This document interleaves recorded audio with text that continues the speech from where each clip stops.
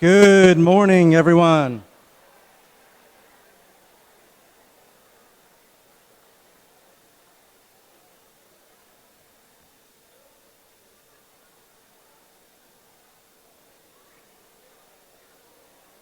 Good morning.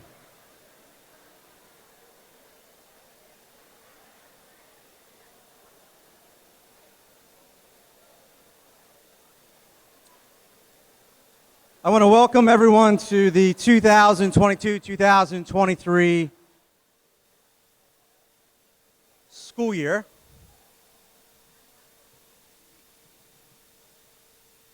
With great hopes and joy. And even though the past 2 years during the pandemic have tested our tenacity, our fortitude, and enthusiasm, and even though there were moments where we were exhausted, I know in my heart that you're arriving today ready and prepared and recharged for the students who will walk through our doors in a week's time.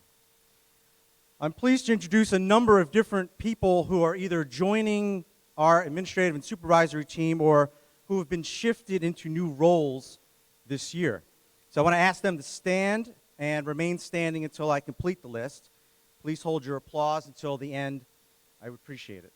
So Marcy Geyer is our supervisor of curriculum and instruction.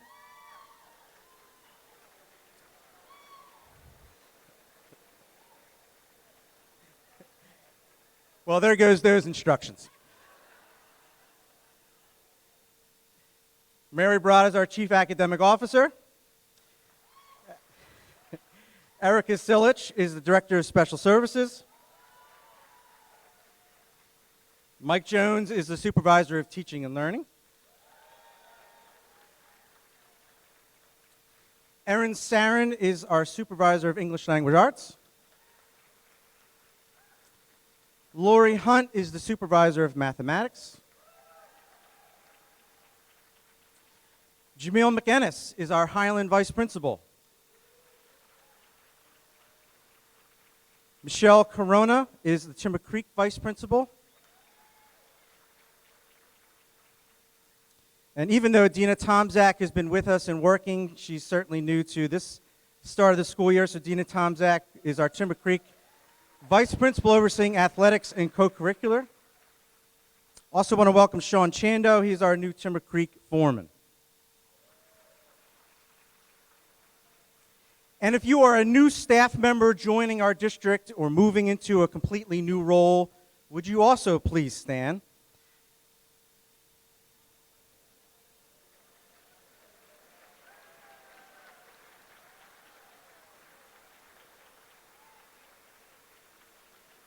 We've hired over 25 different staff members this year, whether certificated or not. We want to wish everyone luck in your new endeavors. So again, let's give them a nice warm welcome. Thanks for joining our district. Thank you very much. I want to start by introducing Mrs. Jennifer Storr. She is from Gloucester Township. She is our Board of Education president and a former educator herself. So Mrs. Storr, please come on up.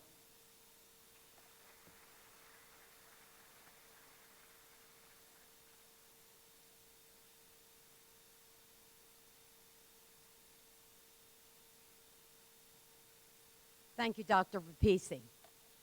Good morning. Now, I know Mrs. McKenzie would not like that good morning, right? Good morning. That's much better. Thank you. It's just wonderful to be here. I feel like the kids.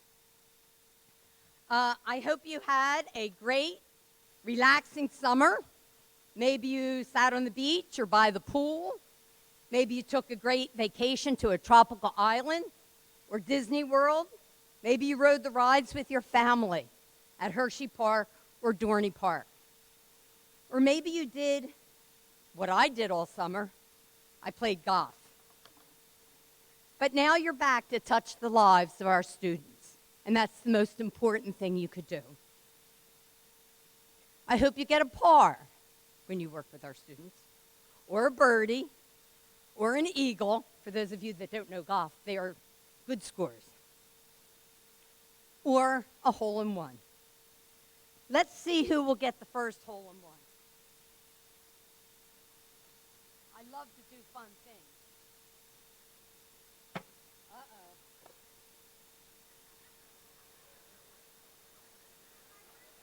Uh-oh. Now, if I swing and miss, you can laugh. It doesn't bother me at all. My husband would be going, shaking his head. Some of you know him, so that's, you get that. Ready? Now you need to catch this. And there's nobody in the front. Are you ready? Ready?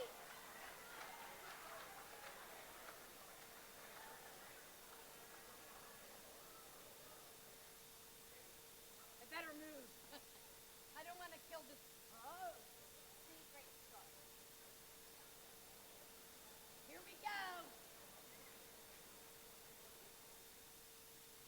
Who's the golf coach out there?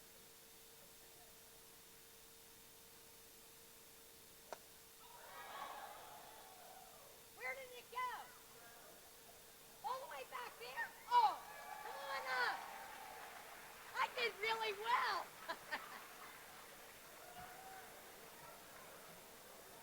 Come on up. I'll probably never do that one again. No,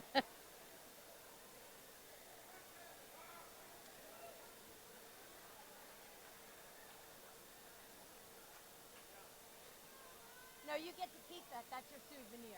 That's your souvenir.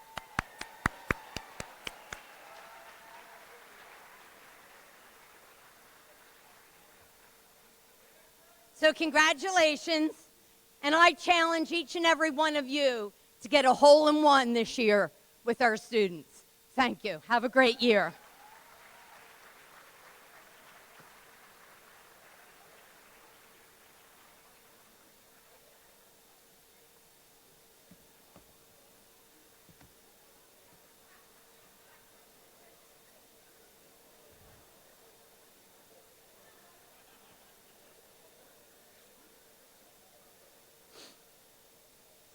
On this very first slide, I posed several reflective questions.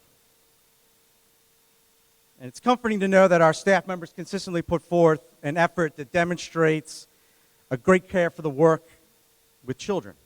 It's comforting to know that our staff always puts their best foot forward, even on very challenging mornings. When the same child is late to your class for the 5th time, or when you caught the same child vaping in stall number 2 for the 3rd time, or when a parent gives you the business after not meeting their hidden expectations. Our kids need you to be the best person you can be. Our kids need you to be or put your best effort forward every day. No matter your role in this district, from custodian to administrative support, from administrator or to classroom aide, through your professionalism, interactions, and responses, you're always influencing, always making an impression, and you're always teaching. So a couple years ago, I posed a similar side because many of you who join our district, yes, some of you actually were students in this district, like myself, you're familiar with the town that you resided in. But like me, some of you may have graduated some years ago, and there are some big changes in who we serve. So there's some questions here that I've posed. I've posed these questions before, and I encourage you to really consider these questions as to who is sitting in front of you. How many suicide ideations, for example, did we have last school year in this district? I could tell you it was 64. How many foster students do we serve? There's at least 18 that we know of. How many homeless students? Students that go home and they change their home every other 2 weeks or 3 weeks because they're thrown out of their home. At least 50 that we know of. A third of our students live below the poverty line.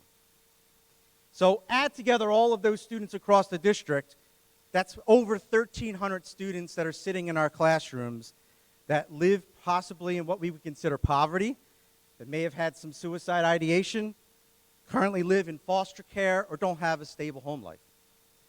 So in a class out of 30, that's 11 students in your classroom coming from this situation.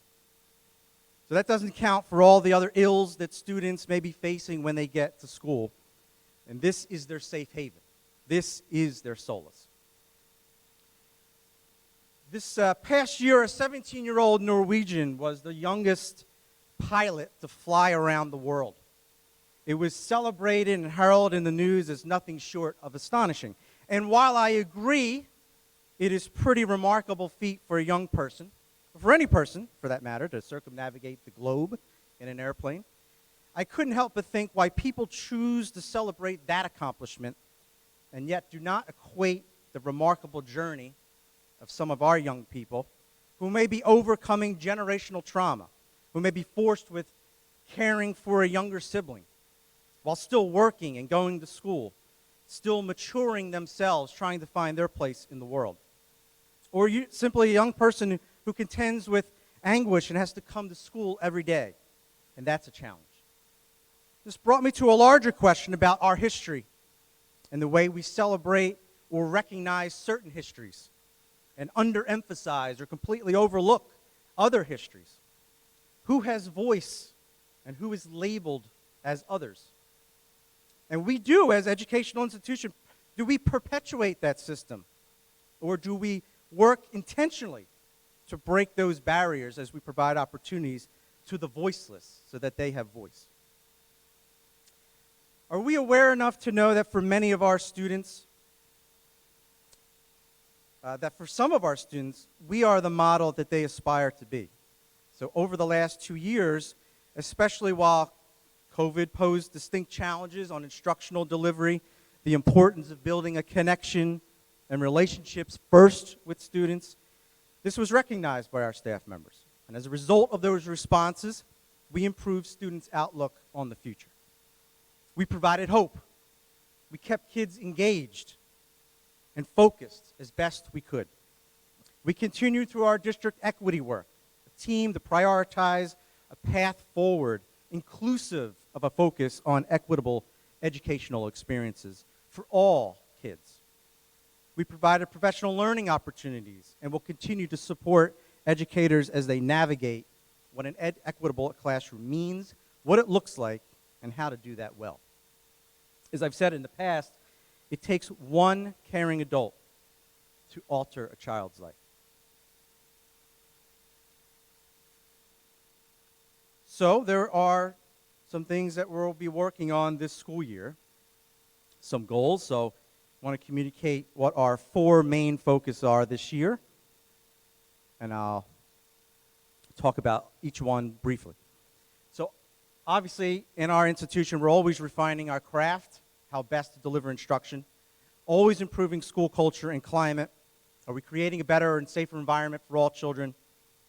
How do we sharpen our focus on student and staff wellness? Are there resources that we can leverage and provide to support mental health needs of all students? You'll hear a lot more about this over the coming days. And of course, how are we investing in our school facilities, our greatest assets in our communities? What can we do to improve the student experience in that realm?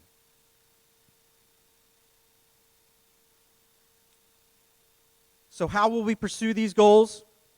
Again, improving our understanding that there's always and has to be a positive connection in the classroom. What are our educational responses to kids who not only are in crisis, but just have certain educational needs? Are we building processes and protocols that invest in resources aimed to keep everyone safe? How do we put monies towards investing in our school facilities? With aging facilities, remember that Triton was built in 55, Highland built in 68, and this school here is now 20 years old. How are we improving our physical environment to aid in our refining our craft?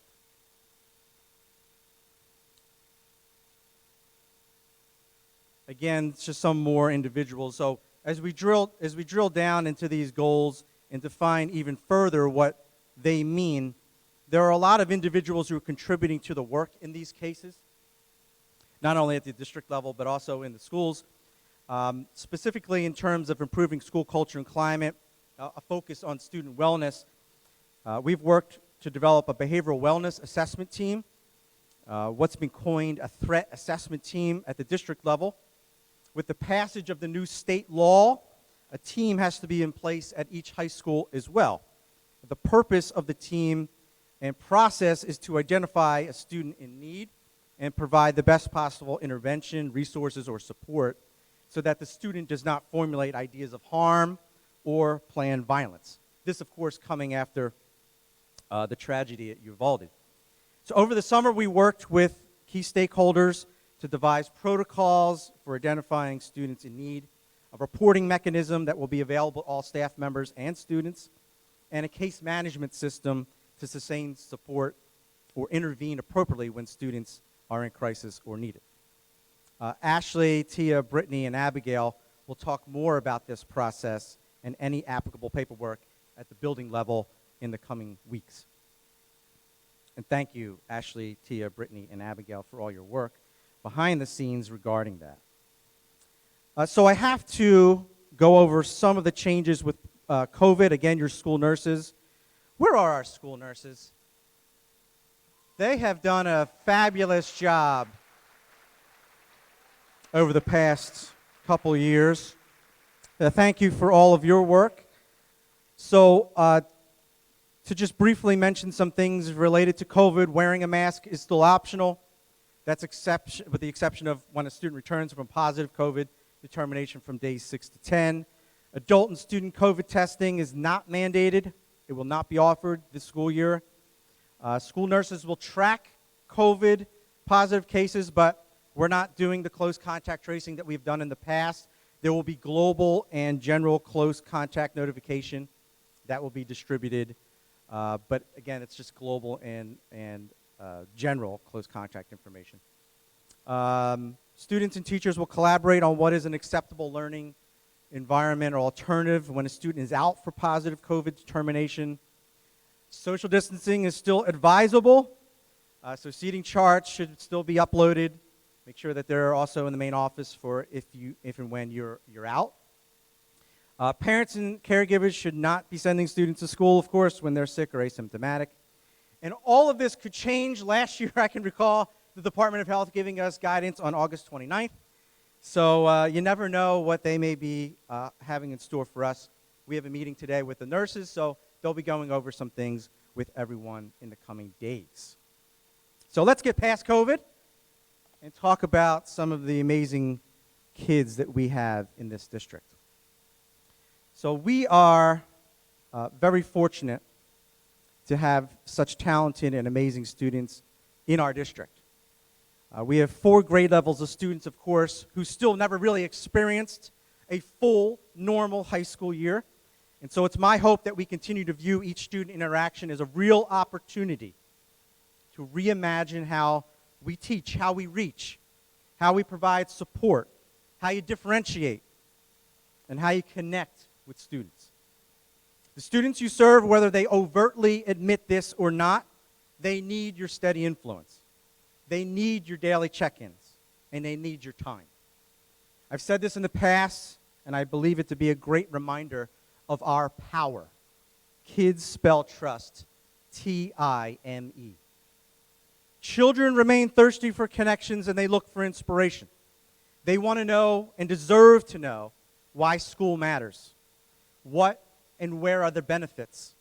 The answer to these questions may never have been discussed in their households. The pathways to fruitful vocation may not be known. So all of us have to be willing to take the time to ask students, what are your goals? How are you going to achieve those goals? What's your plan? And then provide time and insights to assist.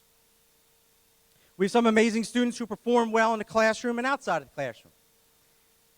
They're simply caring human beings, and that is because we have an amazing staff. This summer, I was asked by a student to remain at Highland as a senior despite her family moving and despite some family hardships. She's overcome a lot of challenges. She's bounced from a couple different high schools over the past few years. But the staff at Highland placed her in a position to really shine. She's excelling at Highland, and she's credited staff members like Bill Zioli and Chris Taminia and Jess Colodi as having her back, as providing her with guidance, and most importantly, demonstrating that they care. We're so very fortunate to have this student here this morning to perform along with Highland's first and only all-state and all-national choir honoree, Sarah Smith. So she's here to perform.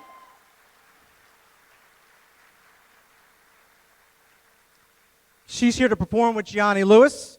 This is a pretty big deal, so put your hands together for Gianni and Sarah.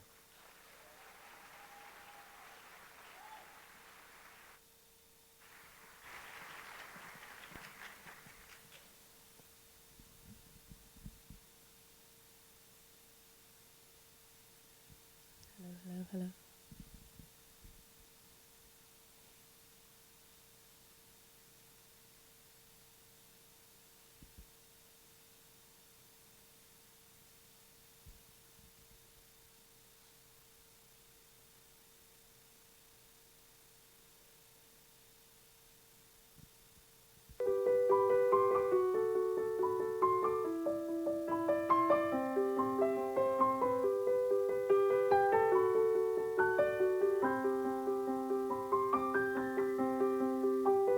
Close my eyes and I can see a world that's waiting up for me that I call my own.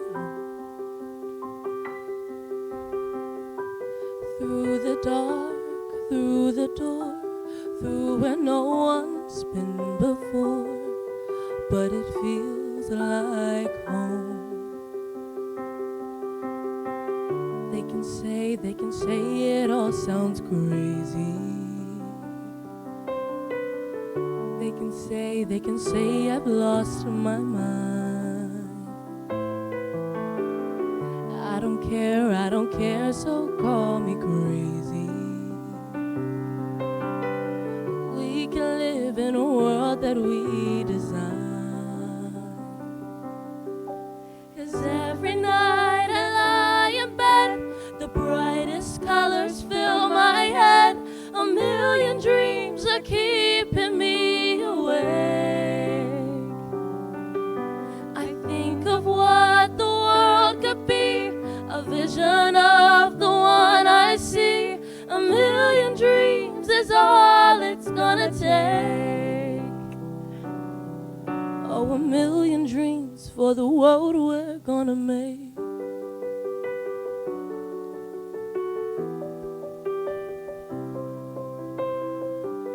There's a house we can build. Every room inside is filled with things from far away. Special things I compile, each one there to make you smile on a rainy day. They can say it all sounds crazy. They can say we've lost our minds. I don't care if they call us crazy. We can live in a world that we design. 'Cause every night I lie in bed, the brightest colors fill my head. A million dreams are keeping me awake. I think of what the world could be, a vision of the one I see. A million dreams is all it's gonna take. Oh, a million dreams for the world we're gonna make. However big, however small, let me be a part of it all. Share your dreams with me. You may be right, you may be wrong, but say you'll bring me along to the world you see,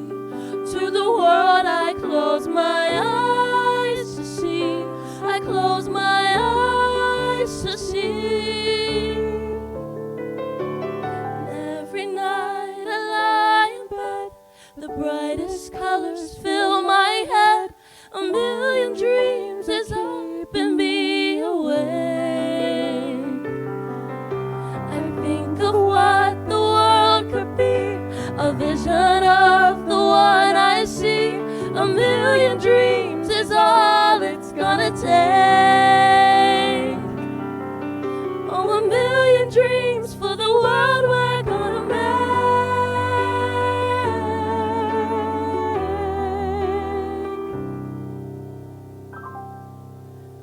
For the world we're gonna make.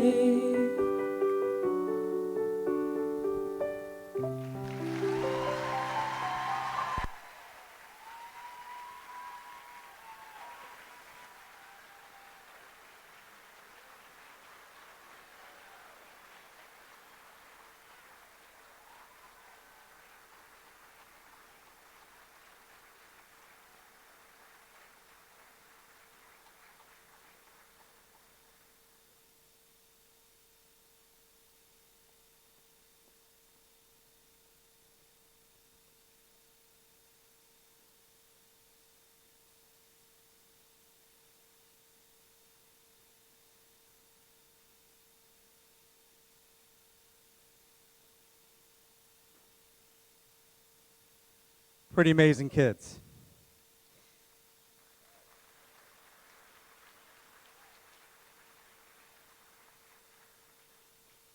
Like I said, we have a pretty amazing staff. So, Robin, Holly, and Lindsay, would you please stand? Thank you for your inspiration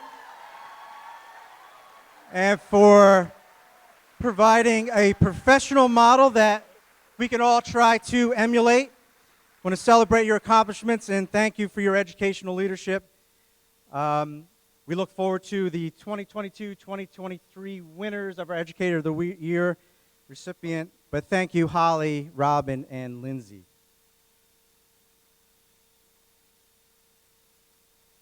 Lastly, I want to close just by thanking really everyone in our district. I mean, all the staff members who help kids get on a school bus, drive them safely to school, those that provided guidance as an aide, answered countless phone calls from parents, sent communication home via email and Google Classroom, Blackboard Connect, those that posted things on our website, for those who designed and delivered lessons in person, virtually, synchronously, asynchronously, congruently, incongruently, for those who graded papers until midnight, designed lessons while your own kids were climbing on your back in the background.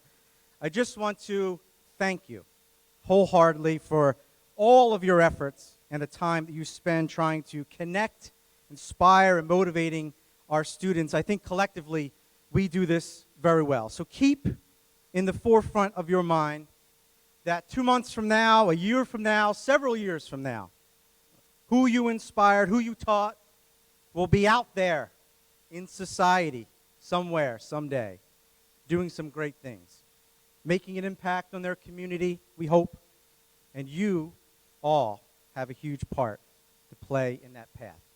So I want to thank you. I want to wish you all a successful and healthy school year, and want to welcome to the stage our Assistant Superintendent, Mrs. Julie Scully.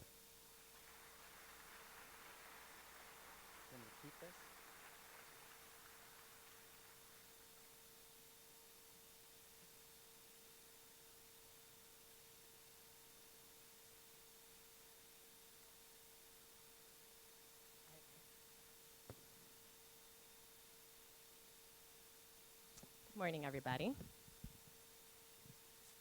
I know you're all super excited to be back on a schedule, but I need a vacation. So I seriously, the only thing that's getting me through today are 2 shots of espresso and the fact that I don't have to go after Mr. Zucchi's hilarious video.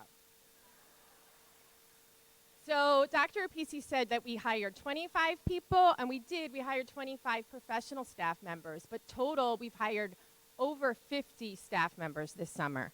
So it's a lot of new faces that are in this room. We also have quite a few teachers and administrators receiving tenure this year. So I'd like to take a moment to congratulate them. And I ask you, if your name's up there, please stand.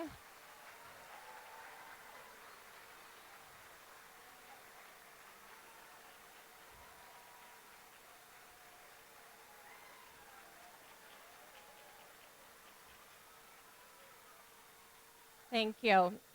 Additionally, with the retirement of Mr. Rob DeMalo Sr. from Highland High School, who happens to now be a new board member, we also have a new person or new people taking the title of being here the longest in the district. So I'd like to ask Bobby Wagner and Kim Willer to stand. They have been here for the longest.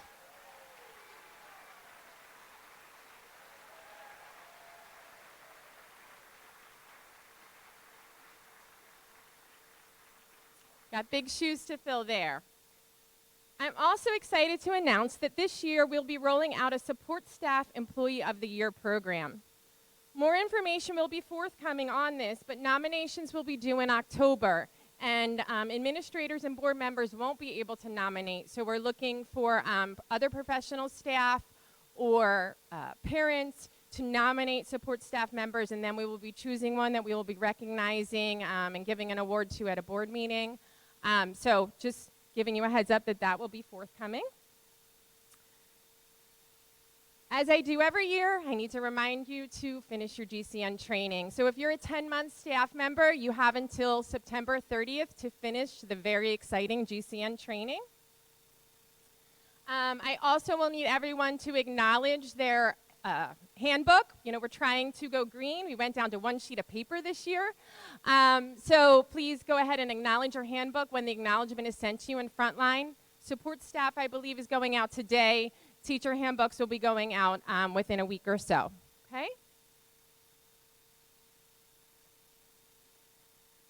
I am the anti-bullying coordinator for the district, so it's important for me to make sure that everybody in here is aware of the strict harassment, intimidation, and bullying laws. As members of our staff, you were all mandated reporters for harassment, intimidation, and bullying.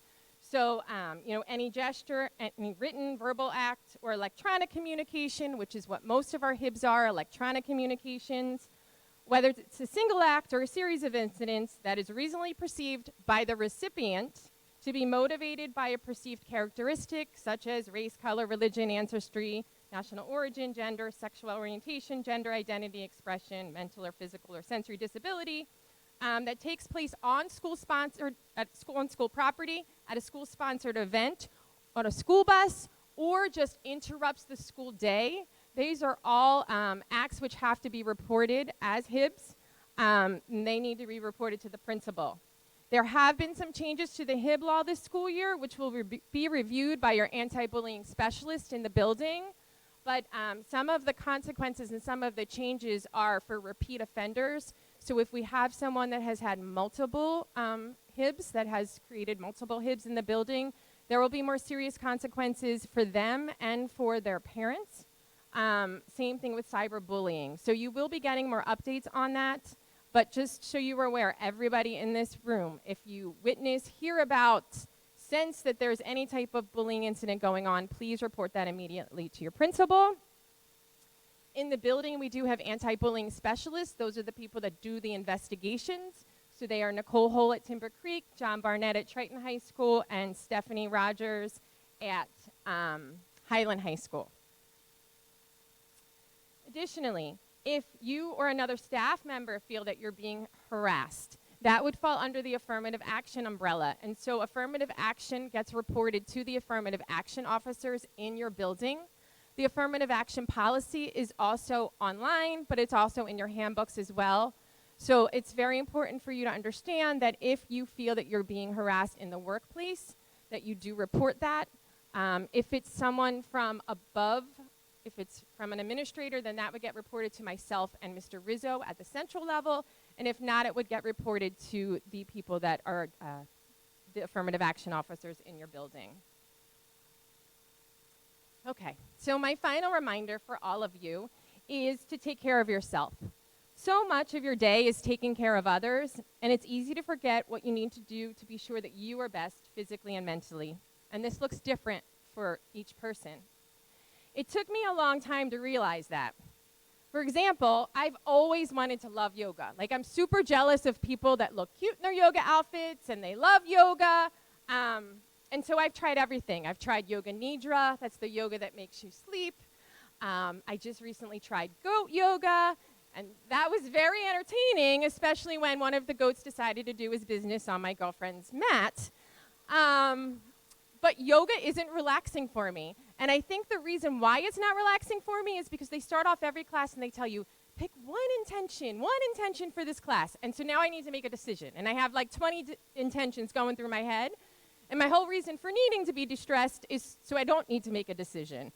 So yoga stresses me out. So that doesn't work for me. But give me a good book, give me the beach, take me on a long walk, and I'm perfectly happy, and that distresses me. And so for you, you need to find out what distresses you. But if you get to the point where you really, those types of things aren't working for you and you need to speak to someone, we have 2 resources in our district.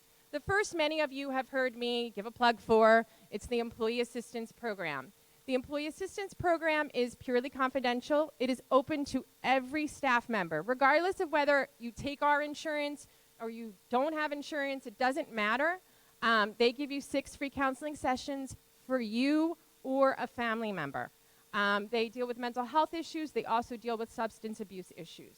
The number's up there. We also have cards that I give out to everyone. It's also in your handbook. But it's purely confidential, and I encourage you to use it. The feedback I've gotten from other staff members has been that it has been very helpful. I'm also very excited to share with you that we're starting a program called Care Solace this year. This is for students and for staff. So something that we have seen in the past, especially working with students, is we have a student, we know they need counseling outside of the school building. The parents are trying, they're calling, they can't get an appointment for 3 months from now. They're calling, their insurance isn't working, they can't find someone that'll take their insurance. And so what this program does is, this is the middleman. They'll take the information from a student, from a parent, and they will make the calls for them. They will find someone that takes their insurance, someone that's available right away, someone that's in their location. The same for you. So as a staff member, you can go online to our Care Solace website, which is on the webpage, and you can just do an anonymous search. You can just say, I want to find a counselor who deals with depression in the location of Blackwood. And it'll just give you a list of places that you can call. And you can put in your insurance, and it'll tell you which ones will take it. But you can also call them, give them your information, and they'll make the call for you. So let's say I had a daughter, and she was having school anxiety. And I know I need to get her into a counselor. I've spoken with her school counselor at her school, and I need to get her into counseling, but I'm teaching all day. So I don't have time to make these phone calls to try to find an appointment for her. I can call her and say, hey, this is what I need. I need a counselor for a 14-year-old female, school anxiety. I want it to be virtual between the hours of 7 and 9. I give them all my information. They make the calls for me. They make the appointment for me. They text me the information to confirm the appointment. Done. So I really wanted to spend some time talking to you guys about this because I think it's so important, and it's so important for our staff. It's not easy when you're in a classroom to make a phone call during the day. I totally understand that. So this really should be a resource for you to help you and your family members. Next, I get to turn it over to Ms. Sillage, who gets to talk to you about some of the things that I used to have to talk to you about that aren't so fun. So I'm excited about that. Erica Sillage.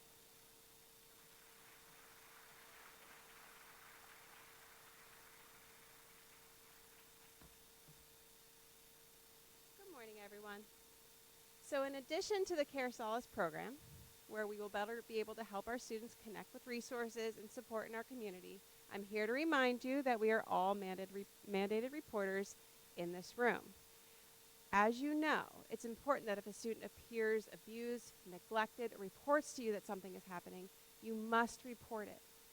If you're uncomfortable reporting something like this, our counselors, our case managers, and administrators have made these calls before. They can't call for you, but they can sit with you and walk you through the process. Please remember that it is absolutely important that we make these calls in a timely manner so our students are safe. It's also important to let your administrators know that you've made these calls so that if any follow-up information comes to us, they're aware of what's happening. In addition to our responsibilities as a mandated reporter, all staff must adhere to our district policies. The policies are available in our district website, also in the handbook that you're going to sign off on in Frontline. Please be mindful of the fact that what you might think is funny or just joking around might be offensive to someone else and can therefore make them feel unsafe or threatened. Please also remember that as an educator, we are all held to a higher standard than the general population. Be mindful of what you say, write, and do in public, and please be mindful of what you post. Check the settings on your social media and keep your private life private. I'm now going to turn it over to Mrs. Geyer. Thank you.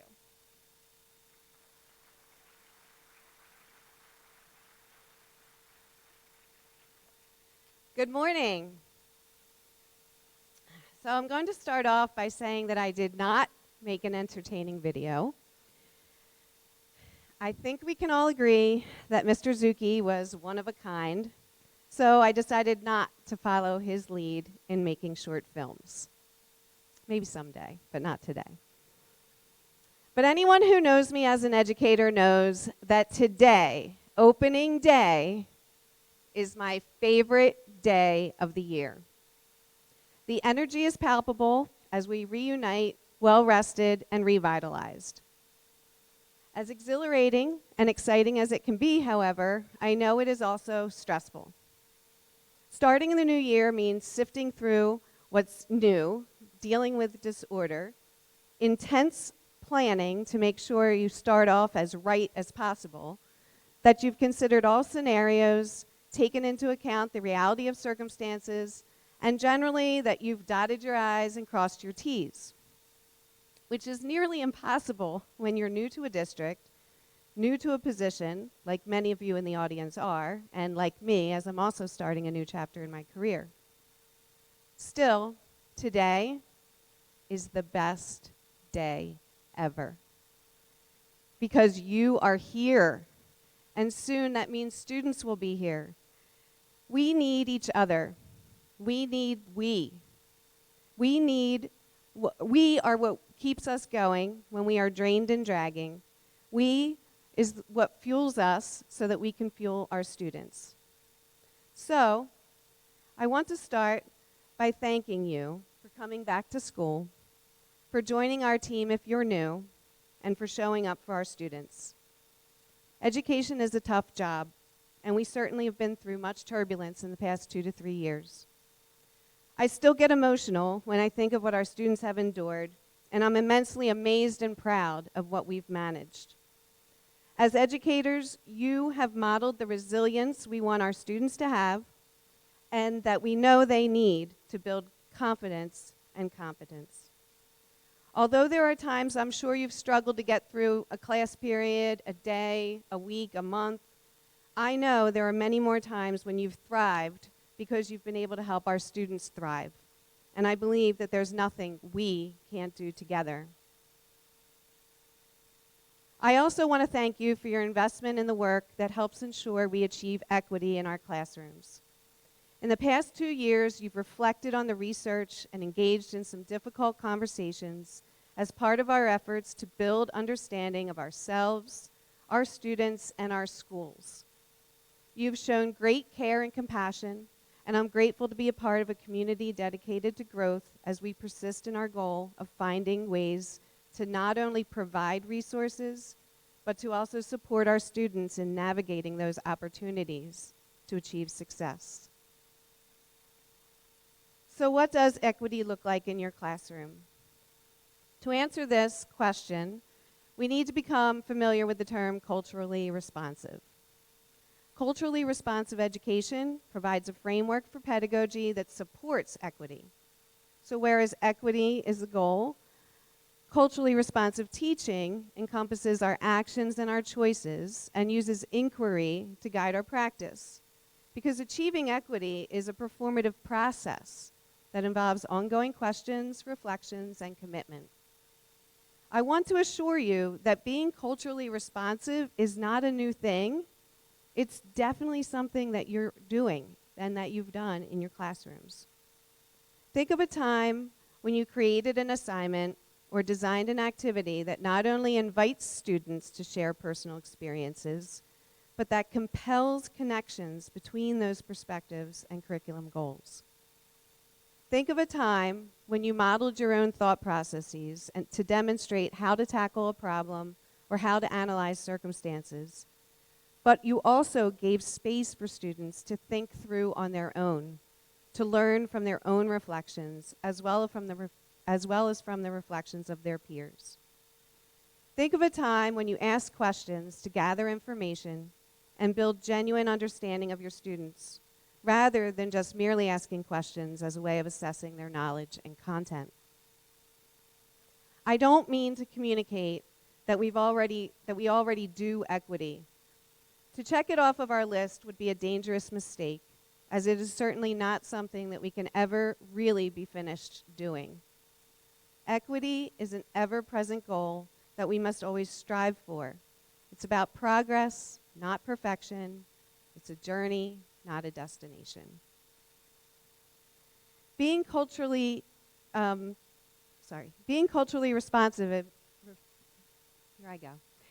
Being culturally responsive starts with awareness, with relationships that help us understand students' needs.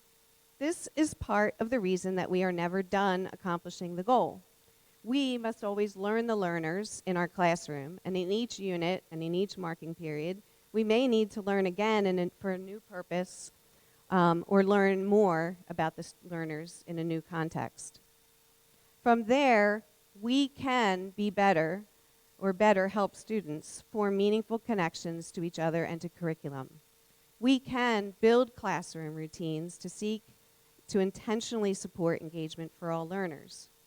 We can create time and space that offer students safe places to take risks.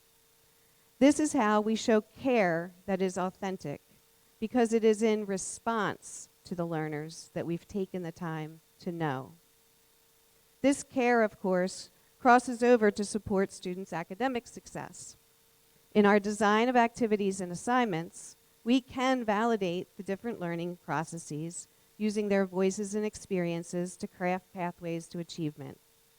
And we can offer descriptive, specific feedback that holds them accountable for reflection and communicates confidence in their capacity to meet rigorous learning goals.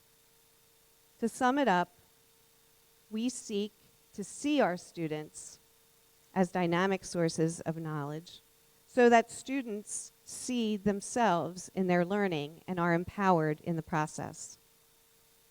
Will you do all of these performative actions every day or in every lesson that's observed through a walkthrough or through a formal evaluation? No. That would be unreasonable and frankly impossible to expect that you're doing everything every day. Equity is a movement. It is not one act in isolation. No one act is the solution, and no one lesson will do it all. Nor is it the result of a formulaic equation that we can apply every day. We are successful, though, when we make precise teacher moves on a daily basis, when we make decisions that personalize learning experiences. It is then that we gain greater understanding of our learners, when we contribute greatly to the meaningful connections our learners make to their learning. Again, I assure you, we are committed to offering support that is intended to help our community grow. We are going to talk about it. Expect these conversations as part of the culture of each school and in each department. As an administrative team, we will seek to celebrate when we see efforts to create pathways for student success, and we will seek to validate efforts to personalize their learning. We will provide feedback on effectiveness, and we will offer support for when something could have been done better. There are 3 structural entities in place this year to unify our actions. One level of support we will offer is through the establishment of teacher leadership teams in each building. This is a new tradition, and the teams represent a hybrid of what was formerly known as Restorative Practices Committee plus Academic Enhancement Committee. So they are now under the newly formed teacher leadership teams that will be supervised and supported by 2 building vice principals and 2 content area supervisors in each school. A team of 10 teachers will meet monthly and work to prepare presentations and workshops based on research and building needs. So I'd like to thank those teachers, the teams that are being gathered now to work on the research and fulfilling your needs in this way. The second support that we have is the continuation of our District Equity Council, led by Jordana Simmons. The teachers in this group will continue to work on training new staff in all things equity and in teaching us how to operationalize the concepts we've learned. They will also meet with teacher leadership members to assess and support building-based efforts. So thank you to those teachers who've signed up for that committee. The third entity of support will be geared towards students. Response to Intervention, or RTI, will be the name of the building team that now accounts for and implements a 3-tiered system of support that includes academic improvement plans and INRS. Tier 1 supports align with meeting basic needs of all students through safe, predictable routines and course placement. Tier 2 targets the students who require differentiated supports in the classroom and may require an academic improvement plan to outline implementation of supports beyond the classroom. Tier 3 focuses on the limited group of students who need extensive support, and this is the tier where a referral to INRS may become necessary. I'd like to thank the team of teachers who will serve to unify our approach to intervention by documenting and tracking the tiered supports through the Frontline platform and by improving our communication among people and positions that act as resources for students in need. As we expect educators to build community and empower students in the classrooms, we are using all of these teams, teacher leadership, Equity Council, and RTI, to build upon our culture and empower our potential as educators. Thank you again for listening to me this morning. I look forward to listening to you as we work together this year. Now on to the fun stuff. Mrs. Silich is going to come up and help me celebrate attendance at our staff summer professional development. So this summer, thank you, we hosted 10 workshops that were proposed, created, and led by teachers and administrators who researched topics to promote effective implementation of strategies that align with the district's goals for greater equity. Workshops included the study of texts and podcasts that focus on building equity through empathy, that focused on developing sensible, productive approaches to formative assessment and grading practices, that presented restorative approaches to classroom management, and that provided ways to create trauma-informed environments and safe spaces for student voice. As we do each year, we are now going to draw 5 winners who will receive $250 to spend on classroom supplies.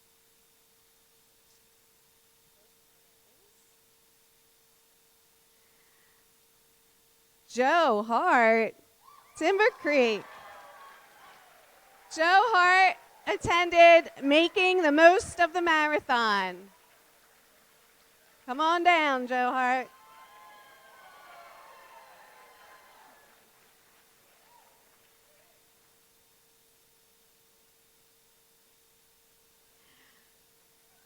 Our second winner, Ms. Kelly Wiersky from Highland, who attended the Equity in Us Podcast Club. I love this. Sorry. Our next winner, Ed Augie from Timber Creek, who attended Lights, Camera, Action.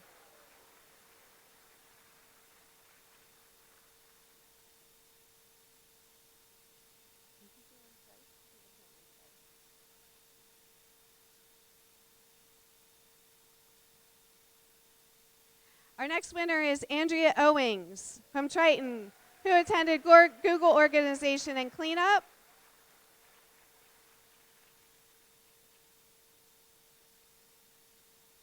And our final winner today is Ms. Siobhan Collins from Timber Creek, who attended the Equity in Us Summer Book Club.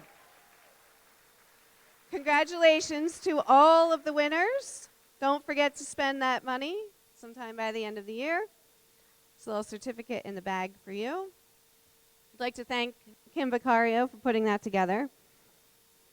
And just a quick announcement. I know that the BHPEA members are remaining in the auditorium. All support staff are headed to the cafeteria. Once those meetings are completed, take a 15-minute break after that meeting and then report to your supervisor meetings. So that will probably, whenever the next meeting's complete, 15 minutes, and then you can head over to the supervisor meetings. We're rolling right into these meetings. So if you're BHPEA, you're staying here. Support staff, you're going to the cafeteria. Thank you very much.